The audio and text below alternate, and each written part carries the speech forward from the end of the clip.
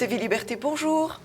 Nous avons la joie de recevoir Stanislas Berton ce matin pour 2 livres que j'ai beaucoup aimés. Le premier, qui est le premier, je crois que vous avez édité, tout à fait, Être français, lettre à ma sœur, Le Temps retrouvé, aux éditions Le Temps retrouvé. C'est votre maison d'édition ? Oui, tout à fait. Ouais.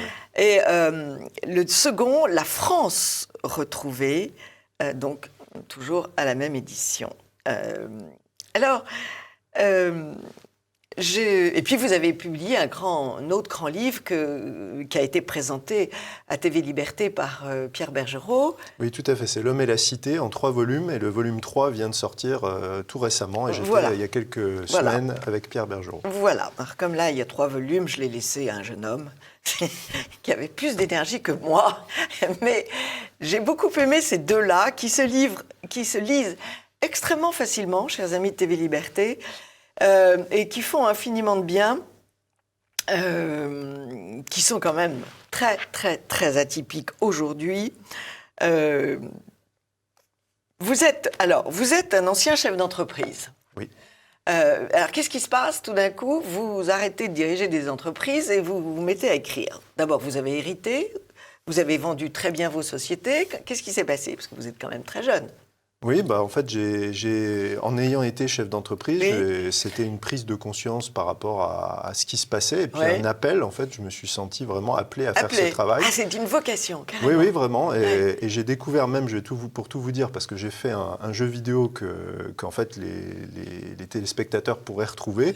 Et en fait, qui était presque, si je caricature un petit peu, c'était les Gilets jaunes 10 ans avant les Gilets jaunes. Ah, oui. Et en fait, en faisant ce jeu, je me suis rendu compte que j'étais beaucoup plus attiré par la partie politique et défense de la France et de ce qui se passait aujourd'hui, que la partie entreprise et la partie jeux vidéo. Enfin voilà. Okay. Donc en fait, j'ai pris un peu des congés sabbatiques pour travailler sur un grand nombre de sujets qui ont permis par la suite d'écrire ces livres. Et je me suis lancé dans l'écriture en 2018 avec ce premier livre. Ok.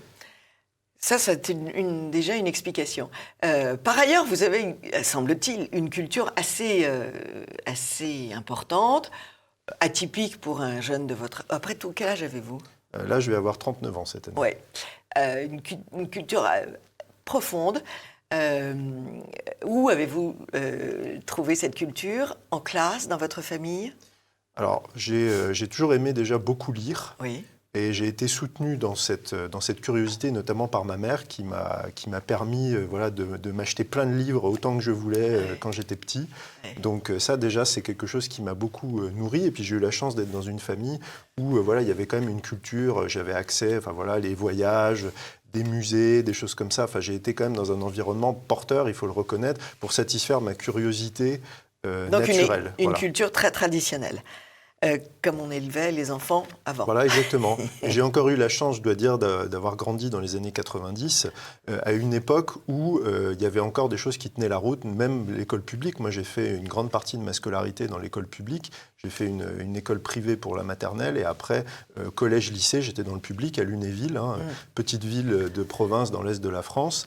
Et donc j'ai eu d'excellents professeurs, des professeurs encore à l'ancienne. Ouais. J'avais même mon professeur de français de lycée qui portait encore la blouse blanche dans un lycée public, enfin dans un collège public. Oui. Alors, c'est important que vous citiez Lunéville parce que on est du pays de son enfance et les pays de l'Est sont tout de même des pays qui ont payé pour savoir ce que c'est qu'un pays et ce que c'est que l'amour du pays. Cela a dû aussi jouer dans votre évolution. Oui, tout à fait. Moi, je suis vraiment très lié à ma ville, à Lunéville. J'y suis d'ailleurs encore aujourd'hui, encore très présent. Oui, il y a ça. Et ça, c'est pour la petite histoire. En fait, au départ, mes parents habitaient, quand j'étais très jeune, à Paris et sont revenus en fait, vivre vraiment chez eux. Enfin, mon père, surtout, en fait, est revenu à Lunéville. Et je ne les remercierai jamais assez pour avoir fait ça parce qu'en fait, vous savez, c'est ce que dit, il y a le pays réel et le pays légal. Et moi, j'ai vécu dans le pays réel. Et ce qu'on appelle aujourd'hui la France périphérique, la France des Gilets jaunes, en fait, c'est là d'où je viens. Bien sûr. Et voilà. Alors, vous lâchez ce vilain mot, le pays réel. Donc, une influence maurassienne. Qu'est-ce que vous avez lu ? Est-ce que vous avez lu Jean Madiran? Est-ce que vous avez lu Emmanuel Ratier? Pas du tout. Alors, Pas du tout. pas du tout. En fait, j'ai eu une. C'est quand même dingue, ça. Ce premier livre, il est sorti vraiment d'ailleurs un peu de nulle part. Oui. Quand je l'ai écrit, c'est pour ça que je dis que c'est une vocation, parce que quand j'ai écrit ce livre, je ne savais même pas que j'avais ça en moi. C'est-à-dire, tout est né, parce que le titre s'appelle Lettre à ma sœur. En fait, c'est né vraiment d'une conversation que j'ai eue avec ma sœur, qui est expatriée, C'est vrai. qui vit à Oui, l'étranger. c'est ça, qui vit très loin, oui. Voilà, qui vit très loin et qui m'a dit un jour, on parlait par Skype, comme font beaucoup de gens qui ont des membres de la famille à l'étranger. Elle m'a dit, tu sais, je me sens plus vraiment française. Au fond, qu'est-ce que ça peut faire que je sois française, australienne, algérienne, française? Quelle différence? Aujourd'hui, on est tous des citoyens du monde. Voilà, exactement. Et cette phrase m'a fait un espèce de déclic. Et je sais pas, l'après-midi, ça c'était le matin, l'après-midi, j'ai commencé à écrire et le livre est sorti, enfin en tout cas le premier jet est sorti d'un coup. C'est la vérité vraie. Voilà, et j'ai été le premier surpris parce que je savais même pas que je portais cet amour de la France. Voilà, et c'est devenu, et ça a ouvert les vannes et ça fait 5 ans, je me suis plus arrêté. Voilà, mais ça, on sent l'authenticité extraordinaire. C'est pas un procédé littéraire. Et alors, ce qui est amusant, c'est que ce matin, en ouvrant mon ordinateur, je tombe sur une vidéo. C'est un noir qui fait du radio-trottoir, un journaliste noir, et qui dit à une femme, et vous êtes française? Et elle répond, oui, mais je ne suis pas française, j'ai envie d'être tunisienne. Elle avait tout l'habillement des musulmans. Et alors, le journaliste noir était catastrophé. Il lui dit, mais vous êtes française, vous aimez la France? Non, j'aime pas la France, répondait-elle. Et ça a duré pendant 5 minutes. C'était absolument tragique. Mais ce qui est tragique, je rebondis sur ce que vous dites, c'est que ça, c'est pas le propre de gens qui viennent de l'étranger, c'est qu'il y a beaucoup de Français qui disent la même chose. Absolument, absolument. Alors, vous ouvrez votre livre par une très belle citation de Dostoïevski dans Les Possédés. « Si un grand peuple cesse de croire qu'il est capable, grâce à sa vérité, de rénover et de sauver les autres peuples, il cesse aussitôt d'être un grand peuple et devient une simple matière ethnographique. Un peuple vraiment grand ne se contentera jamais d'un rôle secondaire dans l'humanité, ni même d'un rôle de premier plan. Ce qu'il lui faut, c'est la toute première place, le rôle unique. Le peuple qui perd cette foi n'est plus un peuple. » Ouais. Alors, bon, cette citation est intéressante à plus d'un titre. D'abord parce que on voit que les Russes continuent à être un peuple. Exactement, tout à fait. Et que là, il n'y a pas photo. Et qu'en face, il n'y a pas un peuple, il y a plusieurs origines et que ceux qui sont contre eux, leurs grands ennemis qui veulent les anéantir, sont un peuple américain, mais pas depuis très longtemps. Donc la notion de peuple aussi est différente. Et puis la deuxième chose, c'est la vérité de ce propos. Et vous nous offrez un chant à la France. Oui, j'ai été vraiment marqué par la lecture de ce livre Dépossédés. Il y a des pages sublimes, il y a 3 pages, je pense que ça vaut ça vaut un cursus à Sciences Po en 3 pages en fait. C'est beaucoup mieux qu'un cursus à Sciences Po. Mettez pas en équivalence Sciences Po et les Russes et la littérature russe. Mais sur ces 3 pages de Dostoïevski, c'est ça que je veux dire. Bien sûr. Et j'ai été frappé, et je pense que ça a infusé inconsciemment dans l'écriture de ce livre. Et je me suis dit, en fait, aujourd'hui, la France est mal aimée, n'est plus aimée même par beaucoup de Français.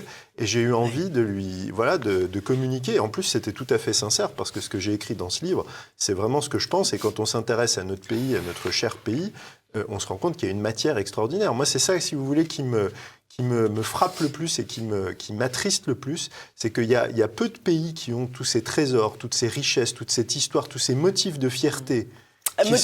Motifs que vous énumérez. Exactement. Depuis la baguette jusqu'au château, en passant par la beauté des femmes, exactement. C'est un très joli catalogue. Et on a toutes ces merveilles, on a tous ces trésors qui autrefois fondaient une légitime arrogance, parce que les Français étaient très arrogants. Je veux dire, être français, c'était être un civilisé. Donc, et on était un modèle pour tous les peuples du monde et on se présentait comme tel. Mais aujourd'hui, c'est l'inverse. On passe tout le temps notre temps à se comparer.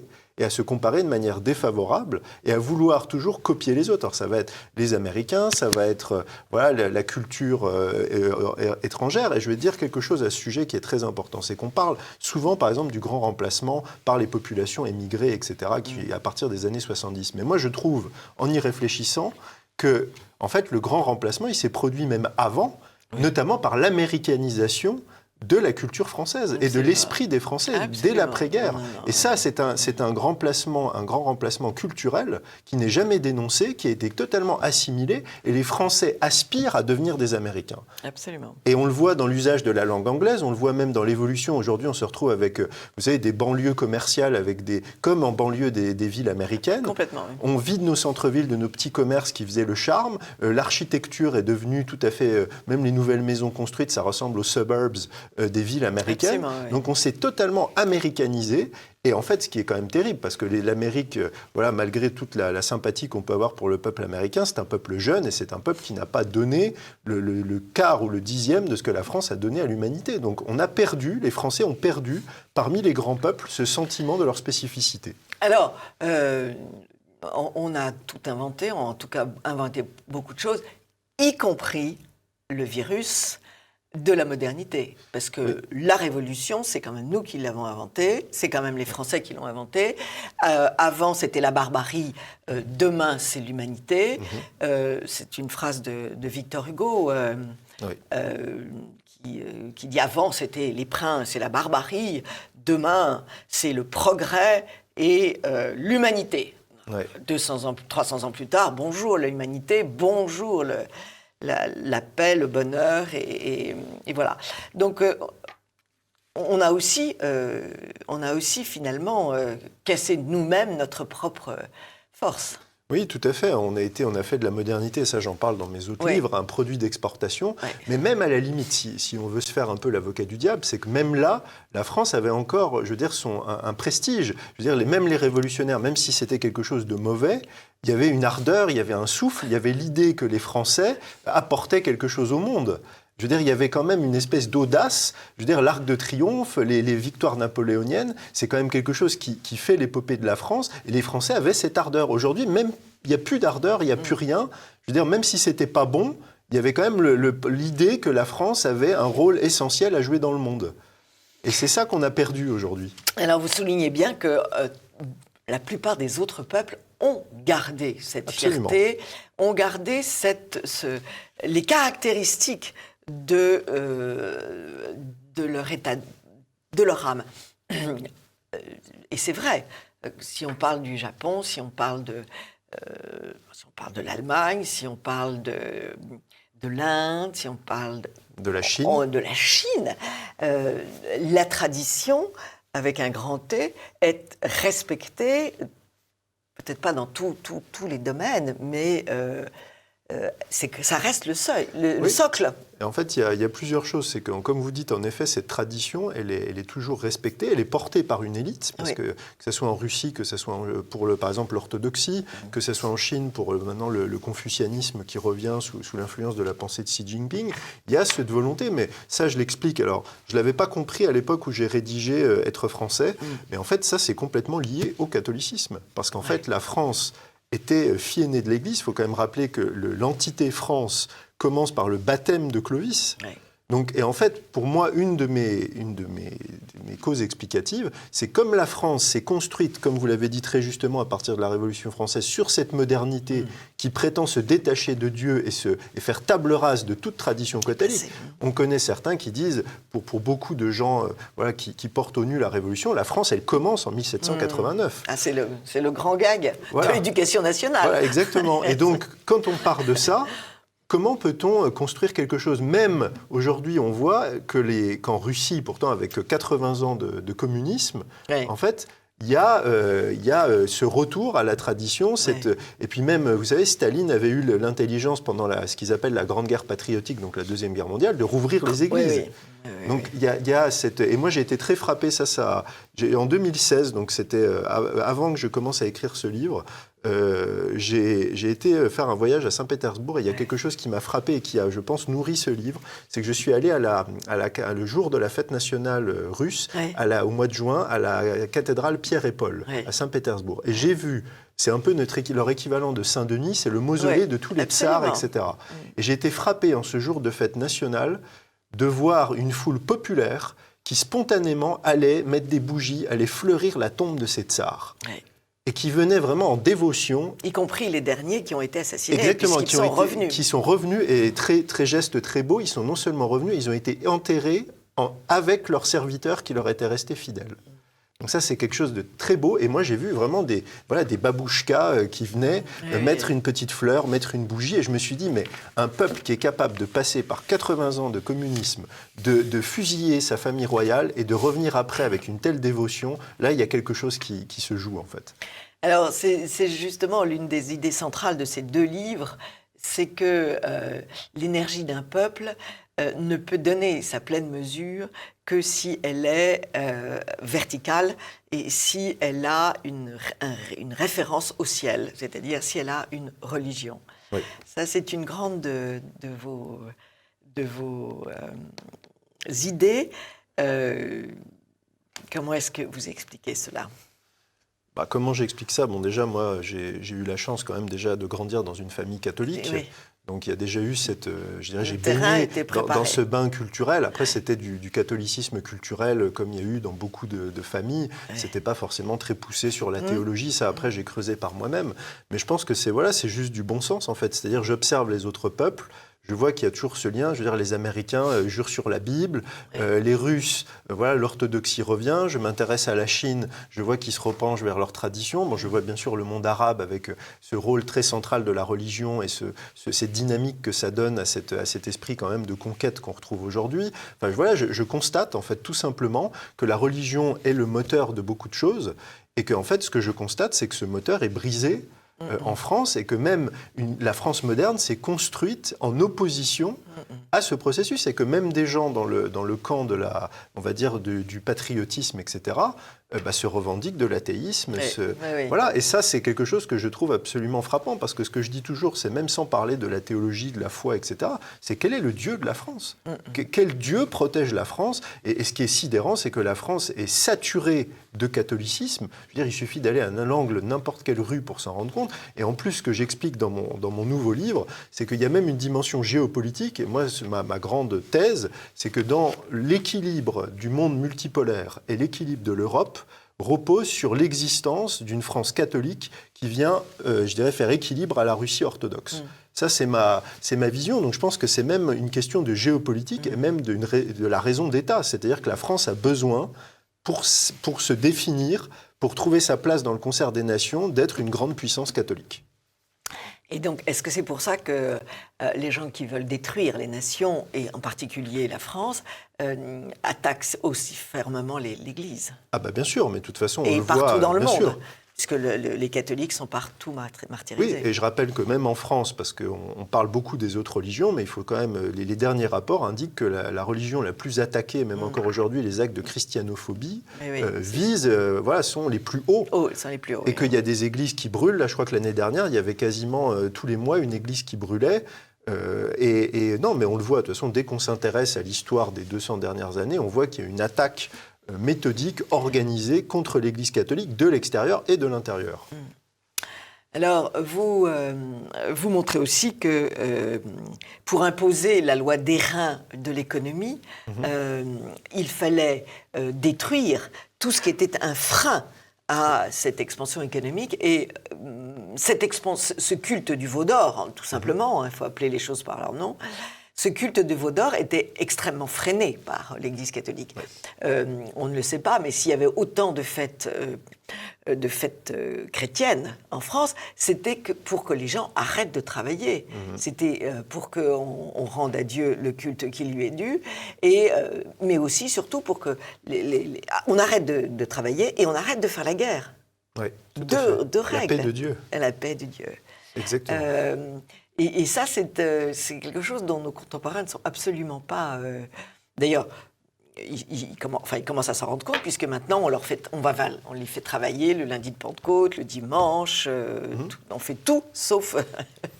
Oui, mais c'est même, on parlait de tradition tout à l'heure, la religion est un élément, et même l'élément structurant, mais d'un ensemble plus large, parce que par exemple, on a aussi détruit la famille. Oui. Par exemple, on a détruit les solidarités familiales pour les remplacer par l'État.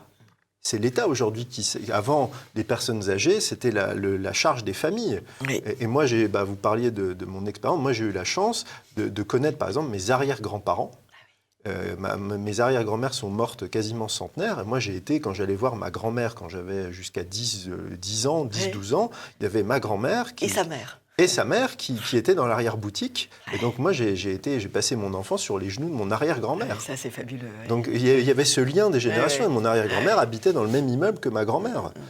Donc, j'ai eu cette vision très concrète d'une communauté familiale qui vit. Alors, il y a aussi ses mauvais côtés, il y a aussi ses contraintes. Il ne faut pas avoir une vision non plus idyllique de ça. Non. Mais je veux dire, c'est... Mais enfin, tout est mieux que l'EHPAD. Oui, tout est mieux qu'un EHPAD, ça on est bien d'accord. Mais voilà, c'est que ça a détruit aussi toutes les solidarités organiques. Et aujourd'hui, la forme ultime de ça, c'est que voilà, les gens ne connaissent même plus leurs voisins. Les gens sont seuls, isolés et vulnérables. Et qu'ils se détachent de leurs parents. Oui. Ils vont jusqu'à ignorer leurs parents, à rompre les liens avec leurs parents. Et je vais vous dire, ça va même plus loin, parce que hier, justement, je discutais avec quelqu'un qui est avocate et qui fait beaucoup d'affaires de famille, et je lui disais, qu'est-ce qui a changé dans ton métier ces 10 dernières années ? Elle me disait, moi, ce qui me frappe, c'est que les parents sont de plus en plus, dans les histoires de divorce, etc., se soucient moins en moins de l'intérêt de leurs propres enfants. C'est moi d'abord. Et les enfants deviennent une arrière-pensée, ne sont plus prioritaires. Elle me dit ça, je ne le voyais pas avant. Alors, c'est réciproque, parce que les enfants envoient leurs parents au plot. Mais la rupture familiale est effrayante, là, en effet. Oui, tout à fait. En effet. Mais quand on facilite le divorce, il faut s'attendre, évidemment, à ce que la cellule saute et... Alors, vous marquez aussi que vous défendez le père, le principe de paternité, et ça va très loin dans votre démonstration. Oui, parce que c'est... Alors là, moi, je rends hommage aux travaux notamment de Sylvain Durin, qui a beaucoup travaillé sur ça, sur le rôle du père et la dimension structurante du père. Il y a un excellent livre qui s'appelle « L'esprit familial » de Monseigneur Delassus, qui explique qu'en fait c'est le schéma, en fait, c'est-à-dire la belle formule de Sylvain Durin, c'est un père dans la famille, un père pour la nation et un père au ciel. Donc en fait, il y a ce lien... Et le père au ciel légitime l'autorité politique, qui peut être de père de la nation. Et après, il y a le père dans la famille qui est l'expression concrète et dans la cellule familiale de cette transcendance. Et le tout équilibré par le beau symbole, c'est la verticalité du père et la branche horizontale de la mère, et ça fait la croix.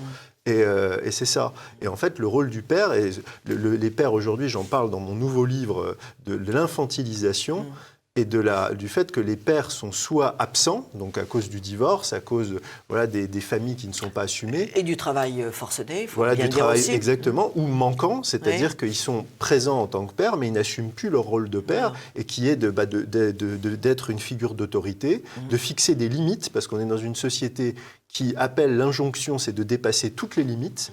Et en fait, on est dans une société d'enfants gâtés qui ne supportent plus qu'on leur mette des contraintes, qu'on leur mette des limites. Et c'est justement le rôle du père. Et le père est privé de son droit, parce qu'aujourd'hui, par exemple, vous mettez une claque à un gamin parce que vous êtes excédé, etc., on vous envoie la DAS. On vous envoie la DAS immédiatement, qui vous enlève ses enfants. Comme ça, le problème est réglé. Est-ce qu'il y a aussi... un immense drame. J'y ai pensé en retrouvant un livre de Pierre Chaunu qui s'appelle « Le refus de vivre », qui est un livre écrit au moment où la contraception se généralisait et bientôt suivi par l'avortement aussi généralisé et l'interdiction de tout mouvement contraire voulant accueillir l'enfant. Est-ce que ce suicide, c'est quand même un suicide apparent? Enfin, par Oui. en réel. Oui, mais c'est un suicide, en fait, ça, c'est une des expressions. Oui. Et en fait, la question fondamentale, et je la pose dès le début du livre, Oui. que la citation que vous avez citée, c'est quelle est la raison d'être de la France? Par exemple, les Russes savent quelle est leur raison d'être. Si vous voyez aujourd'hui, si vous écoutez... Ils sont messianiques. Voilà, ils pensent que leur mission, c'est Oui. Moscou, 3e Rome, Oui. et qu'ils doivent sauver la chrétienté et défendre l'Occident. Il y a toute l'idée du catéchone qui combat l'antéchrist, etc. Donc ils ont cette vision. La France, pendant des millénaires, était la fille aînée de l'Église. Elle devait défendre la chrétienté, elle devait défendre le catholicisme. Donc on savait pourquoi on existait. Et aujourd'hui, on ne sait plus à quoi on sert. On a cru, ce que je disais tout à l'heure, c'est que pendant 2 siècles, les gens ont cru qu'il fallait exporter les droits de l'homme, le progrès, l'égalité. Aujourd'hui, tout le monde voit, toute personne qui a de la bonne foi voit que ce projet-là a complètement échoué, que plus personne n'y croit. Même pire, ce que j'expliquais récemment, qu'il est devenu repoussoir pour la plupart des peuples du monde. Donc, quelle est la raison d'être de la France ? Quel est son projet? Quel est son projet civilisationnel? Et donc, les Français sont perdus, et après, on les culpabilise. Alors, on leur explique que toute la misère du monde est leur faute, si la planète va mal, c'est leur faute. Enfin, c'est toutes ces culpabilisations qui coupent l'envie de vivre. Et les gens vont même à se dire, si je n'existais pas, le monde irait mieux. Oui, là, c'est le suicide parfaitement résisté. Oui, et je fais le lien, on parlait de tout à l'heure de cette transcendance, il y a des choses très intéressantes sur la notion de bouc émissaire, et dans plusieurs de mes textes, j'ai expliqué qu'aujourd'hui, le bouc émissaire, c'est l'Européen, et plus spécifiquement s'il est catholique, blanc, hétérosexuel. Et en fait, c'est vraiment la victime sacrificielle, c'est-à-dire c'est lui qu'on doit sacrifier pour guérir le monde. Ouais. Absolument. Et cassant cette raison d'être et cassant cette énergie, plus rien n'est possible. Vous citez Thucydide, j'ai bien aimé. L'épaisseur d'un rempart compte moins que la volonté de le prendre. Et s'il n'y a plus de volonté, C'est ça, c'est le ressort de tout. Mais là où il y a une volonté, il y a un chemin. Mais exactement. Quand il n'y a plus de volonté... Mais la volonté, elle doit être tendue aussi vers un but. Et le but, il vient de l'idée que notre existence est nécessaire, que notre existence est importante. Les Français ont cru que c'était leur mission de sauver le monde ou d'être en tout cas une puissance même d'équilibre, que l'existence de la France était nécessaire à l'harmonie du monde, à l'avenir du monde. Alors, tout ça n'est pas venu de façon tout à fait hasardeuse. Non, tout ça a été pensé et vous racontez, vous expliquez les révélations d'un ancien espion soviétique, Bezmenov. Est-ce que vous pouvez nous présenter ces révélations qui sont tout de même étonnantes? Oui, alors ça, c'est un schéma classique. Ça s'inscrit dans ce qu'on appelle les révolutions de couleur ou même l'ingénierie sociale. Oui. C'est-à-dire qu'il y a des moyens en fait, de manipuler un peuple. En fait, l'ingénierie sociale, c'est la manipulation furtive des attitudes et des comportements. Oui, mais ça, il faut aussi un peu en dire, parce que peu de gens sont conscients qu'il y a une manipulation. Exactement. Et il y a un déni. Si vous dites ça, vous êtes un complotiste. Exactement. Or, pas du tout. C'est théorisé, il y a des livres, ça existe. Exactement. Et j'ai écrit, alors je renvoie à ceux qui voudraient creuser ça au livre de Lucien Cerise, qui a été reçu plusieurs fois, qui a écrit des choses très passionnantes sur les neuropirates, justement. Oui. Il y a dans mon volume 2 de mes essais un essai qui s'appelle Du déni des complots, justement sur cette volonté de refuser l'existence de complots.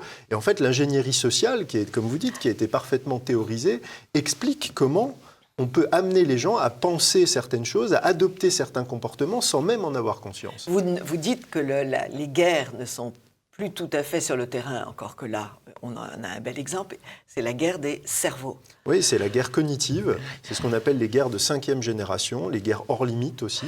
Et donc vous parliez de Bezmenov à l'instant. Bezmenov, il a proposé un schéma pour étudier justement toutes les crises qui amènent justement à l'évolution d'une société. Il dit on passe par un processus de démoralisation, ensuite par un processus de déstabilisation. Arrive le moment de la crise, donc la crise c'est là où la bascule se produit, et après c'est le processus de normalisation. Et par exemple, si on étudie la Révolution française à l'aune de ça, c'est exactement ce schéma. Si on étudie ce qui s'est passé en Ukraine en 2014, c'est exactement ce schéma. Et donc ça, c'est des outils, et moi ce que je déplore, je le dis assez régulièrement, c'est qu'il y a parfois ces outils, ces grilles d'analyse qui manquent à ceux qui se battent sincèrement pour la sauvegarde de la France. Parce que voilà, si on n'a pas ces clés-là, par exemple, les gens qui refusent encore d'admettre que voilà, tout ça n'est pas le fruit du Saint-Esprit. Il y a vraiment eu des gens... Du diable. Ou du diable, ou même d'une volonté maligne, exactement, que voilà, ces choses-là sont réelles et qu'il y a des gens qui l'ont écrit. En plus, comme vous dites très justement, c'est que c'est souvent écrit noir sur blanc. Ça, c'est...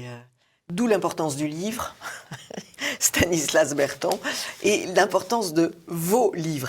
En plus de ça, ce sont des livres, je trouve, extrêmement bons pour les jeunes. Parce que tout jeune qui a un peu d'énergie, de sang vif, est quand même assez désespéré, parce que c'est difficile d'avoir 18 ans dans un peuple, au milieu d'un peuple qui ne croit plus en rien et qui se frappe la poitrine tout le temps et qui dit que la France n'existe plus. Enfin, c'est une situation difficile, je crois.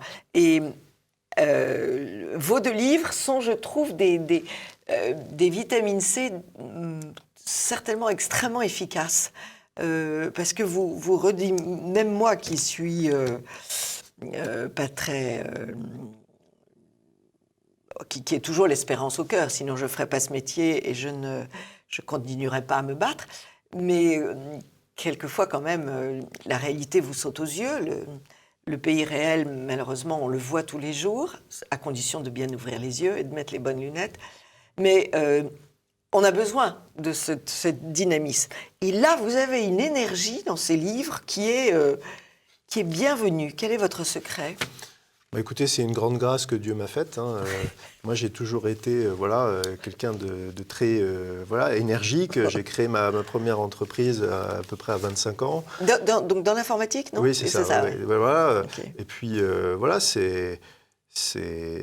j'ai pas d'autre explication, mais je pense qu'il y a... Vous disiez qu'il y a des énergies diaboliques qui sont à l'œuvre. Oui. Je pense aussi qu'il y a des énergies divines qui nous aident. Et moi, j'ai l'humilité de dire que je pense que voilà, c'est pas juste mon intelligence qui peut faire ce travail. Il y a quelque chose peut-être qui me pousse. Et sans cette force-là, je ne serais rien. En fait, je ne pourrais rien faire. Il faut avoir l'humilité de reconnaître ça. Et voilà, donc moi je suis très touché quand vous me faites ces compliments et j'espère justement que ce travail pourra donner envie à des jeunes, mais aussi à des moins jeunes, de comprendre qu'il y a surtout le grand danger, c'est celui de la résignation. Parce que, et ça, c'est quelque chose de très diabolique, parce que nos adversaires, les ennemis de la France, veulent donner, notamment par leur maîtrise de la psychologie, l'idée que leur victoire est inévitable, que leur puissance est totale, alors qu'en fait, quand ils sont peu nombreux, tout leur projet est construit sur des mensonges. Donc, quand on a la force de la vérité, quand on a la force de toute une tradition et qu'on a quand même la force de tout un peuple, parce que la plupart des gens, des Français, ont peut-être été détournés, et c'est ça que j'explique, c'est qu'en fait, beaucoup de gens ont leurs énergies spirituelles qui ont été détournées. Et en fait, ça part souvent d'un bon sentiment. Même des gens qui peuvent, par exemple, accueillir des migrants, des choses comme ça, être convaincus qu'il faut ouvrir toutes les frontières, ça passe souvent d'une intention originelle qui est saine, mais qui a été pervertie. Vous savez, Chesterton parlait des vertus chrétiennes devenues folles. On est exactement dans ça. Donc, il y a, et de toute façon, voilà, vous l'avez dit, l'espérance, c'est une vertu théologale. Et voilà, il faut faire confiance à Dieu, il faut se battre. Il ne faut jamais rien lâcher, il faut continuer d'espérer. Et voilà, c'est... Il faut en effet démontrer que même l'idéal républicain, liberté, égalité, fraternité, c'est un idéal chrétien. Exactement, oui, c'est une... Ça, il faut quand même leur renvoyer dans la figure. On dit Satan est le singe de Dieu, c'est une parodie du droit naturel et de ces choses-là. Donc, mais c'est surtout ce que je veux vraiment dire aux gens, c'est qu'il ne faut pas se résigner et il faut jamais cesser de se battre. Il faut toujours se battre et toujours croire en la victoire. Et je veux dire, le plus bel exemple de ça, c'est quand même Jeanne d'Arc.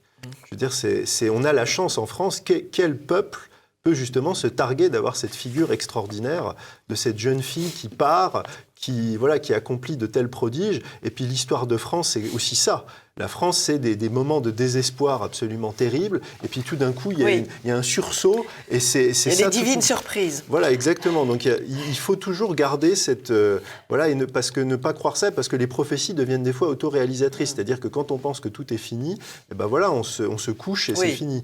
Alors que quand on se bat, des fois, on l'emporte. Et il y a l'histoire, que ce soit dans l'histoire militaire ou dans l'histoire des peuples, je veux dire, il y a eu des retournements. Et comme vous disiez très justement tout à l'heure, c'est toujours un combat de la volonté. Et d'ailleurs, tous les grands athlètes ou tous les grands chefs de guerre disent qu'un vrai combat se gagne de toute façon toujours sur le mental. La performance se fait toujours sur le mental. Donc il faut garder un mental solide. Bien sûr. Il n'y a qu'à voir Djokovic. Oui, exactement. C'est un très bel exemple récent. C'est mon héros. Exactement. C'est un très bel exemple. C'est mon héros. J'aime bien votre rappel dans la France retrouvée, le 2e livre. Tout l'art de la politique est de rendre possible le nécessaire. Est-ce qu'on n'a pas un peu perdu de vue ce que c'est que le nécessaire? De même qu'on a perdu de vue le pays réel, mais le nécessaire pour un peuple, c'est-à-dire faire manger un peuple, soigner ce peuple, éduquer ce peuple, défendre ce peuple. Exactement. On a perdu ah oui, ça a été nécessaire. complètement perdu, mais même au-delà de ça, c'est aujourd'hui la politique, elle est un peu enfermée. Donc, vous savez, Alain Mingue disait le cercle étroit de la raison, c'est-à-dire qu'on fait de la petite politique, on fait du calcul à court terme ou à moyen terme, et puis même on se dit il y a des choses dont on n'imagine plus. Et par exemple, moi, ce qui m'agace prodigieusement, c'est quand, par exemple, les gens disent mais Monsieur Berton, le catholicisme en France, c'est terminé. Il y a plus que 4% des gens qui vont à la messe ou 7% même des catholiques pratiquants qui vont à la messe tous les dimanches. C'est terminé. Moi, ça, c'est pas le bon état d'esprit. Le bon état d'esprit, c'est dire il faut que les 7% l'année prochaine ils soient 9 et l'année d'après ils soient 12 et comme ça étape par étape. Et qu'importe la quantité, c'est la qualité qui importe. Oui, c'est la qualité, mais c'est aussi il ne faut pas je dirais partir de la situation actuelle. Et qui diffuse toujours la propagande. Qui diffuse l'information selon laquelle l'Église est morte, c'est les ennemis. Exactement. Donc, tout à fait. il n'y a qu'à s'apesantir sur ce qui marche et ce qui se développe et le profil de tous ces prêtres merveilleux. Et à ce moment-là, l'optique change. Le problème, c'est l'information qui est donnée. Oui, et puis même de manière générale, il ne faut jamais oublier que tout a commencé avec une personne qui était le Christ, entouré de 12 apôtres, et que ces 12 apôtres ont conquis le monde et ont mis à bas l'Empire romain avec toute sa puissance militaire. Oui, on va terminer là-dessus. Vous avez une redoutable réflexion sur le fait que le progrès, ce progrès tant vanté, c'est en réalité un retour à la période pré-chrétienne. Oui, tout à fait. C'est-à-dire la barbarie, le culte primitif, les sacrifices sanglants. Exactement, les sacrifices sanglants. Et en fait, le retour, toute cette religion... Le transgérisme, déjà, puisque... Oui, l'indifférenciation. L'indifférenciation, c'est ça, c'est ce qu'on nous vend comme un progrès. En fait, c'est un retour à la barbarie pré-chrétienne. Ouais. Et ça, les gens ne s'en rendent pas compte, de l'imposture philosophique de ça, et ce qui est présenté comme le progrès, en fait, en réalité, nous ramène en arrière. Et alors, les gens ont du mal à l'entendre, mais en fait, le vrai progrès qu'il y a eu, c'est le christianisme. On va terminer sur cette belle définition Stanislas Berton. Encore une fois, chers amis de TV Liberté, achetez ce livre pour vous-même et vous l'achetez pour vos enfants, vos neveux, vos filleuls. Ce sont des petits livres pas très gros qui se lisent très très vite parce qu'il faut quand même tenir compte du fait que nos pauvres enfants ne lisent pas autant que vous avez lu Stanislas, autant que j'ai lu moi-même. Et donc, il faut leur donner des livres qui sont facilement assimilables. Et je trouve que ces 2 livres, à côté de vos 3 volumes, qui sont aussi très très bien, mais qui sont certainement moins accessibles aux jeunes, ces 2 livres-là sont des livres à diffuser. C'est notre petit livre rouge. Oui, écoutez, merci beaucoup. Et en effet, merci. En tout cas, je les ai vraiment écrits dans cet esprit, que ce sont des choses qui puissent être lues et qui puissent être offertes. Donc, Et après, vous saurez que être français est une grâce et une bénédiction. Exactement, amen. Merci. Merci Stanislas Berton. Chers amis de TV Liberté, à très vite.